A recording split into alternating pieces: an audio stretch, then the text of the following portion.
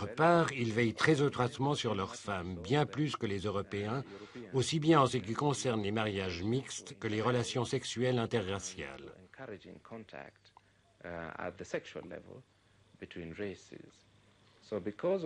Cette façon excessive de les protéger contre le prétendu danger de franchir la barrière de couleur ou même celle des castes a créé l'image d'un groupe refusant de se fondre avec ses voisins pour créer une nouvelle communauté politique et sociale.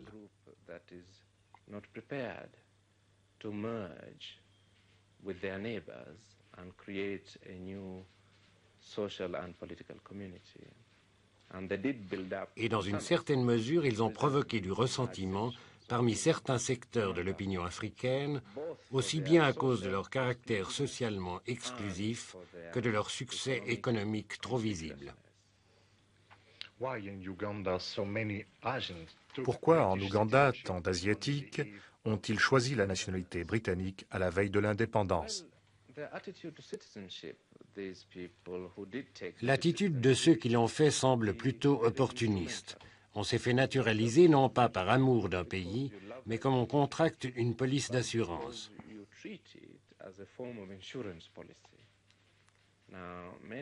De nombreux Asiatiques ont considéré qu'ils avaient trois polices d'assurance. Ils pouvaient soit devenir britanniques, soit ougandais, soit retourner dans le sous-continent indien.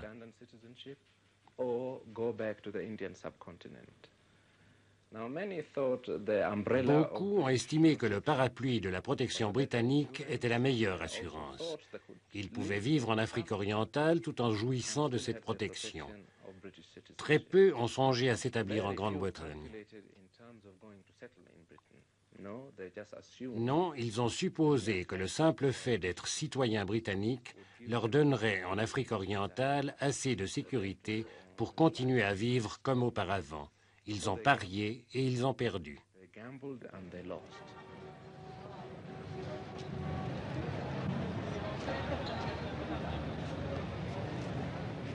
L'ambassade de Grande-Bretagne a fait venir de Londres un renfort de 20 fonctionnaires pour assurer le départ de ces 50 000 sujets d'origine indienne. En face, devant le ministère du Commerce, les Noirs font la queue pour remplir des formulaires leur permettant de devenir propriétaires d'une boutique ayant appartenu à un Asiatique. La plupart d'entre eux n'ont aucune expérience commerciale.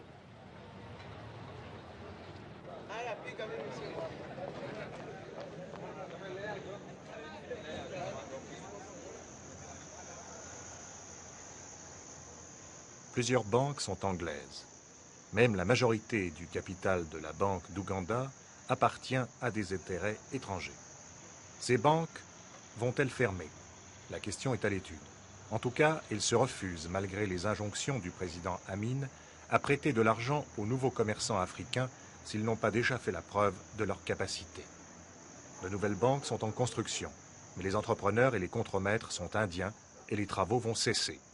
Ces chantiers déserts risquent de symboliser la crise économique qui se prépare.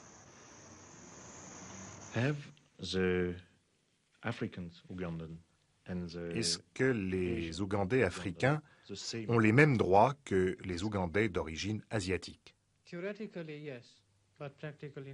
Théoriquement, oui, pratiquement non. Dans de nombreux domaines, dans l'administration et bien d'autres secteurs, l'Ougandais africain, donc noir, est engagé de préférence à l'Ougandais indien, c'est un fait.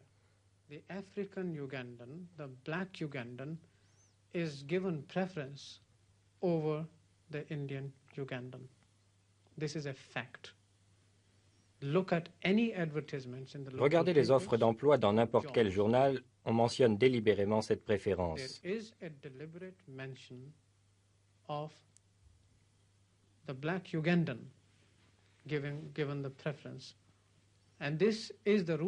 Telle est l'origine du manque de confiance des Indiens qui ont préféré ne pas devenir Ougandais.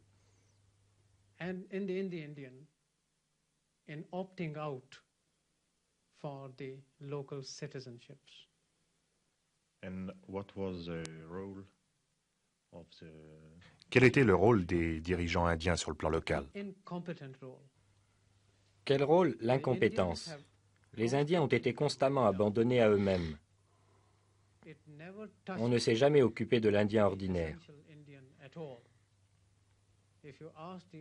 Si vous demandez à n'importe quel jeune homme ce qu'il pense de ses dirigeants, il vous donnera une seule réponse, ce sont des imbéciles.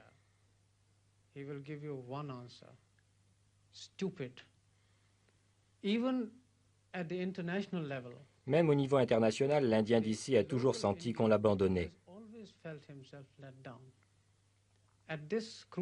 À ce stade crucial pour les Indiens de l'Ouganda, le gouvernement indien n'a pris aucune initiative positive en ce qui nous concerne.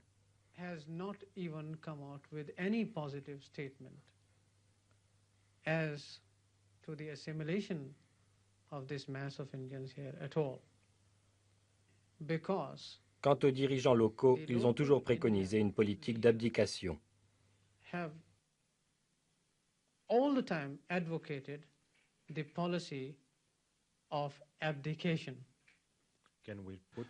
Peut-on attribuer cette attitude à l'influence de la religion indienne? Je le crois. Sous sa forme locale, la religion indienne a eu une influence très négative et c'est cela probablement qui a provoqué la faillite actuelle. En 1894, l'Ouganda devient un protectorat britannique. Il proclame son indépendance le 9 octobre 1962. Le 25 janvier 1971, à la suite du coup d'État du général Amin, le Parlement, qui n'avait jamais fonctionné démocratiquement jusque-là, est mis en veilleuse. Il est occupé aujourd'hui par les bureaucrates des ministères. D'autres bâtiments très luxueux ont été construits par Milton Obote pour le prestige de son gouvernement et pour celui de son successeur. Le général Idi Amin Dada, 46 ans, est musulman. Dans l'espoir de réaliser l'unité difficile du pays, il a choisi ses 4 femmes dans les 4 plus importantes tribus. Ancien sergent de Sa Majesté, à l'indépendance, il est capitaine. Après avoir été entraîné dans les troupes de parachutistes en Israël, pendant 9 ans, il est le tenant du titre de champion de boxe poids lourd de son pays. En 1966, il participe au coup d'État d'Obote et devient général en chef.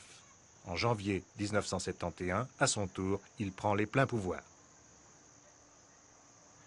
Amin se veut profondément religieux. Il proscrit la mini-jupe et le short, puis il part en guerre contre les bars, les nightclubs et les danses occidentales. Le travail est élevé au rang de valeur suprême, c'est du moins ce qu'il dit à son peuple. L'Ouganda est un des pays les plus religieux d'Afrique. 55% de la population est chrétienne. On compte aussi 12% de musulmans. Mais comment peut-on expliquer le puritanisme de ce régime militaire? À mon avis, le puritanisme ougandais, historiquement, découle de l'esprit missionnaire chrétien. Autrefois, les boissons alcooliques, de même que certaines danses africaines, étaient absolument interdites par les missionnaires. Et Amin, bien que soldat, est en somme le successeur des missionnaires.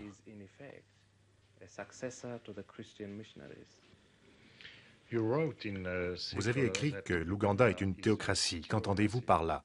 Ce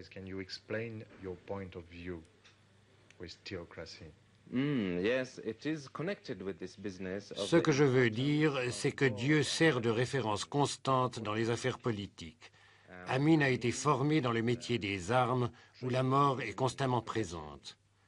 En même temps, il est très sensibilisé à tout ce qui se rapporte à Dieu et au domaine spirituel.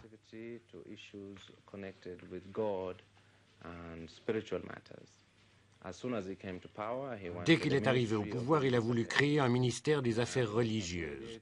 On l'a persuadé de se borner à en faire un département. Il a alors convoqué une conférence de toutes les religions, musulmanes, catholiques, protestantes et même hindouistes et sikhs, afin de discuter de l'avenir des religions dans la vie nationale. Après cela, il a mis fin aux tendances de division parmi les protestants comme parmi les musulmans. Il s'est consacré à la création d'une sorte d'État œcuménique, d'unité religieuse, et il répète souvent qu'il faut prier et craindre Dieu, et que lui-même ne craint que Dieu seul.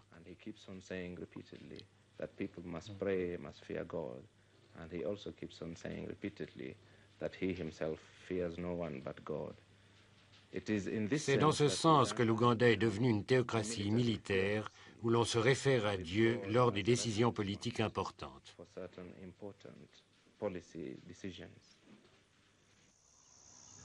Pour Dieu et mon pays, cette devise héritée de la civilisation chrétienne avait déjà servi pour le meilleur et pour le pire. Le général Amin l'a reprise à son compte pour expulser les Asiatiques non ougandais et s'amputer lui-même d'une part essentielle de son élite intellectuelle.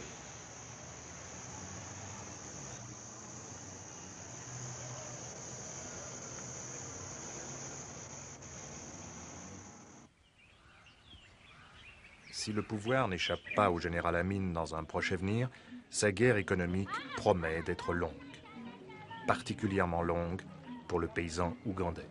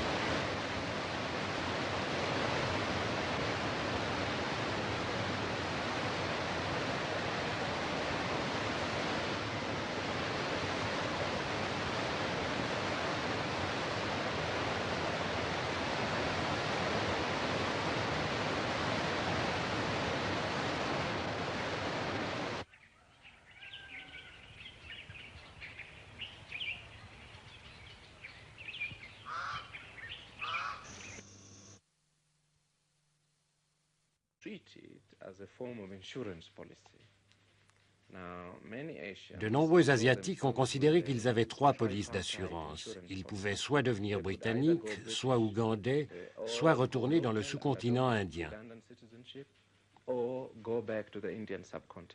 Pourquoi en Ouganda, tant d'Asiatiques ont-ils choisi la nationalité britannique à la veille de l'indépendance? L'attitude de ceux qui l'ont fait semble plutôt opportuniste. On s'est fait naturaliser non pas par amour d'un pays, mais comme on contracte une police d'assurance. Franchir la barrière de couleur, ou même celle des castes, a créé l'image d'un groupe refusant de se fondre avec ses voisins pour créer une nouvelle communauté politique et sociale.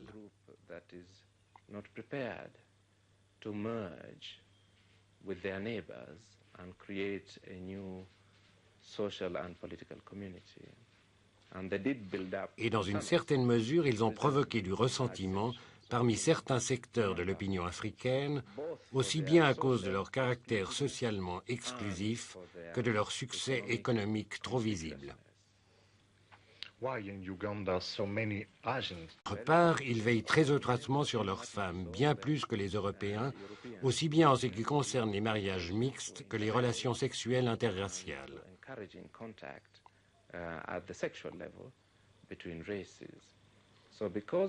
Cette façon excessive de les protéger contre le prétendu danger de